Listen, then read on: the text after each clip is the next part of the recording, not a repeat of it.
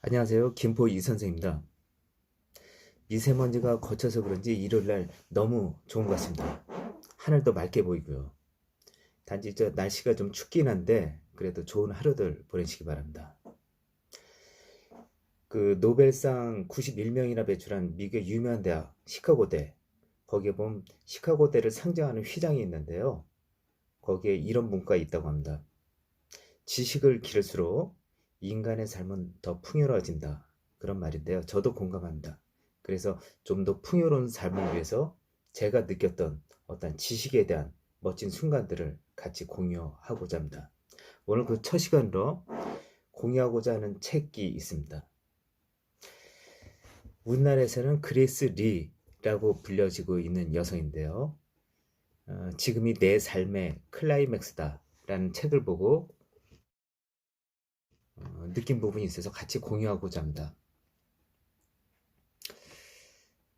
제가 이 책을 보게 된 거는 그 서울대 법의학과 교수인 그 유성호 교수의 책을 보면서 느낀 건데요. 나는 매주 시체를 보러 간다. 요즘 화제가 되고 있는 책인데요. 그 책에서 품격 있는 장례식에 대해서 한번 사례로서 소개한 게 있습니다. 그게 제가 본 오늘이 내 삶의 클라이맥스다. 이 책입니다.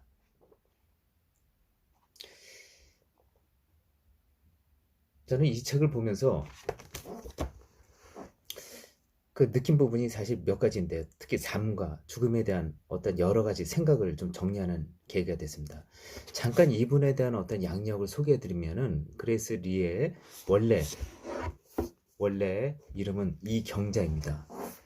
그 태어난 해가 보니까 32년, 그 군경도니까 종로 쪽인 것 같은데요.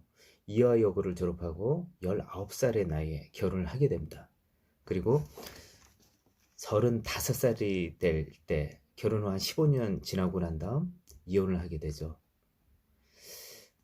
이혼을 할 당시에 보면은 그 60년대 후반이다 보니까 이혼이라는 게 그렇게 쉽게 통용되던 시절이 아니었는데요. 남편의 학대와 바람, 그리고 여러 가지 맞지 않는 불화를 거쳐서 이혼을 하게 됩니다. 그리고 바로 미국으로 가게 되고요. 제가 책에서 보니까 미국을 가게 된 이유도 특별하게 없어요. 그냥 동경의 대상이었던 거죠. 그래서 미국 뉴욕에 가서 그쪽에서 미용 업무를 배우고 거기에서 그 유명한 그 미용 전문가인 폴 미첼을 만나게 됩니다. 비달사슴과 상벽을 이루는 유명한 미용가였는데 그분의 밑에서 제자로서 또 보면 나이도 그렇게 큰 차이가 없더라고요. 그럼에도 불구하고 수제자처럼 많은 경력 끝에 미용 기술을 배우게 됩니다. 그리고 5년 뒤에 우리나라에 다시 들어와서 그레이스 리 미용실을 열게 되고 우리나라 당시에 보면은 단발머리 중심의 어떤 헤어 문화를 개척하게 됩니다. 여기서 저는 음, 좀 새롭게 시도해본 어떤 그런 당당한 그레이스 리의 모습을 봤습니다.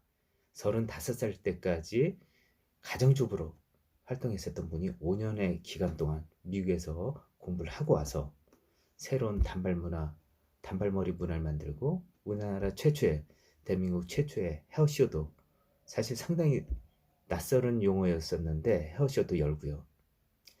그래서 그레이스 리가 그렇게 정착을 하고 그리고 많은 제자들을 길러내고 우리나라의 여러 가지 미용 문화를 획기적으로 변화시켰던 걸로 많은 사람들이 꼽고 있더라고요. 예를 들어서 당시만 해도 미용실을 하면은 좀 낮은 일, 하찮은 일로 치부가 됐었던 사회였었는데 이분 같은 경우는 미용에 대한 어떤 아티스트적인 감각을 갖고 미용에만 집중을 하고 하대받는 거에 대해서는 당당하게 얘기할 줄 아는 그런 신여성이었던 것 같습니다. 90년대 대에서도 계속적으로 그 제자들과 그레스 리의 커팅 클럽이라는 명칭으로 활동을 해 나가고 있었고요. 나이가 70세 때 그 유방암 선고를 받고 72세 때 특이하게도 또 통영이라는 데 저 아래 옛날에 충무라고 불렸던 아름다운 곳이죠. 통영에서 그 본인이 또 요리점을 차리게 됩니다. 그래서 좀 되게 욕심이 많은 분이라는 생각이 드는데요. 마지막에 이제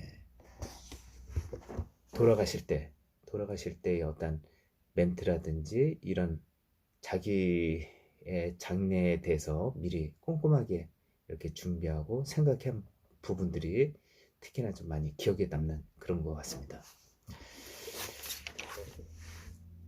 제가 사실 이제 몇 가지 앞서서 잠깐 말씀드리긴 했지만 감명 부분을 잠깐 말씀드릴게요. 조금 전에 잠깐 언급해 드렸습니다만 35세 나이에 미국에 건너갔고 폴 미첼이라는 당시 유명한 헤어 디자인의 수제자로 성장하고 있었는데 그걸 5년 동안에 5년만 버티고 포기하고 우리나라로 왔다는 얘기죠. 이 책에 그런 내용들이 있는데 왜 포기했는지 결국은 자식 셋입니다. 아들 하나와 딸 둘이 있는데 그 자녀들을 경제적으로 어느 정도 성장한 본인이 케어하고 싶고 그리고 그 애들을 보고 싶다는 그런 신념하에 폴 미첼의 어떤 여러 가지 요구에도 불구하고 우리나라로 들어오게 된 거죠. 그래서 새롭게 아까 말씀드렸던 새로운 신문화의 헤어 디자인 쇼도 열고 그리고 문화도 유도하고 그래서 저는 자기 삶을 주도적으로 끌어갔다는 그런 측면 때문에 상당히 인상에 깊게 박혀 있는 것 같습니다.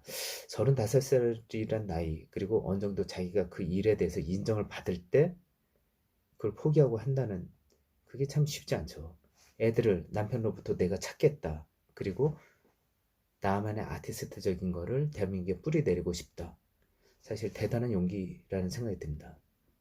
두 번째는 잠깐 언급해드렸던 72세의 나이에 통영이란 낯선 곳에 내려가서 단지 풍부한 해산물이 있다는 그 이유만 가지고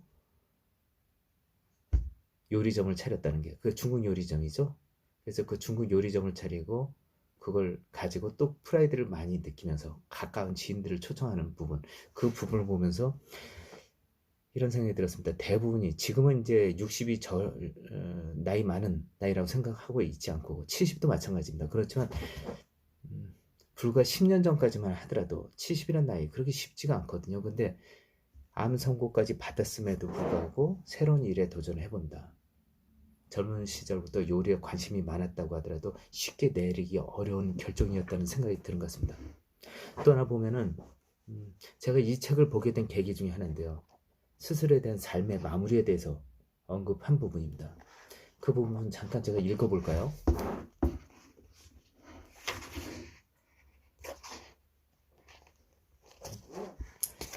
어떻게 끝맺음을 하는가? 나의 오랜 단골들을 초대하여 내 손으로 만든 음식을 먹이며 감사의 이별 잔치를 하고 싶다. 그동안 줄여 남은 단골들이 20에서 30명 남짓. 다행히 관광버스 한 대에 다 태울 수 있는 인원이다. 관광버스를 타고 신나게 웃고 떠들며 나를 보러 내려오는 그들을 설렘 속에 기다리다가 직접 마중 나가 맞이하고 싶다. 첫 번째로 먹이고 싶은 음식은 회덮밥. 싱싱한 생선으로 실처럼 가늘게 회를 썰고 정갈한 유기농 상추도 실처럼 가늘게 썰어 정성껏 회덮밥을 만들 것이다. 밥은 아주 조금만 넣어야 한다. 왜냐하면 이것은 에피타이저일 뿐이고 이것 말고도 또 대접하고 싶은 욕심이 음식이 많기 때문이다. 그 위에도 계속 음식이 나온다. 매운탕, 굴요리, 해초 음식.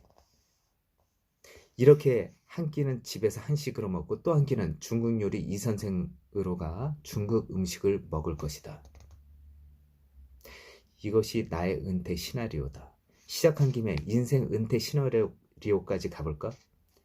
알에서 갓 나온 병아리가 온몸으로 햇빛을 음미하듯 요즘 나는 어린아이 같은 초심으로 삶의 골수를 맛보고 있다. 하루하루가 달고 귀하다. 죽음도 소중한 삶의 한 부분이고 유쾌한 기억과 미소로 나를 추억하는 사람들이 있는 한 그 후도 나의 이렇게 좋은 날은 지속될 것이다. 형식적으로 모여 제사상을 차리거나 하는 것은 절대 사절. 평생 원 없이 먹고 마셨다. 내 생일이나 혹은 자기들끼리 뜻이 통해 한자리에 모인 날 탁자에 빙 둘러앉아 맛있는 음식을 해먹으며 즐겁게 수다를 떨면 좋겠다. 나에 대한 추억담을 올리다가 분위기가 무르익으면 슬쩍 흉도 보겠지. 아유, 그 선생님 그때 그렇게 까다로웠지 하고 어느 제자가 말을 하면 말도 마세요. 아무리 엄마지만 저도 오랜만에 만나면 딱 사흘만 사이좋고 그다음부턴 다투기 일쑤였다니까요. 하고 딸 승덕이가 맞장구를 칠 것이다. 나의 장례식은 축제장이 되게 하라. 내 삶은 충분히 근사하게 살았다. 이렇게 얘기할 수 있는 분 참 많지 않다는 생각이 듭니다. 이분이 말씀하신 거 보면은 나 죽으면 갖고 있는 옷 중 제일 예쁜 옷 입고 와라. 절대 울고 짜고 하지 마라. 죽는 건 자연스러운 일이다. 경쾌하게 장례식이 치러졌으면 좋겠다. 충분히 근사하게 살다 죽었는데 뭐가 슬프고 아쉽겠냐. 그리고 장례식장에 국화꽃 나 싫다. 난 핑크나 빨간 장미가 좋다. 그런 걸로 장식해줬으면 좋겠다. 음악도 너무 슬픈 음악 말고 내가 좋아했던 탱고나 내가 자주 듣는 음악을 틀어줬으면 좋겠다. 실제로 그 그레이스 리가 돌아가신 2011년도에 79세로 돌아가실 때 장례식은 그렇게 치러졌습니다. 그래서 우리나라에서 상당히 쇼킹하고 독특한 어떤 문화로 소개가 된 적이 있었죠. 저도 많이 공감하고요. 자기 삶에 대해서 이렇게 충분히 근사하고 멋있게 살았다 얘기할 수 있다는 게 저는 너무 멋지다는 생각이 듭니다. 저도 그런 삶을 찾고 싶습니다. 그리고 또 추구하고 싶습니다. 여러분들도 같이 그렇게 느꼈으면 좋겠습니다. 고맙습니다.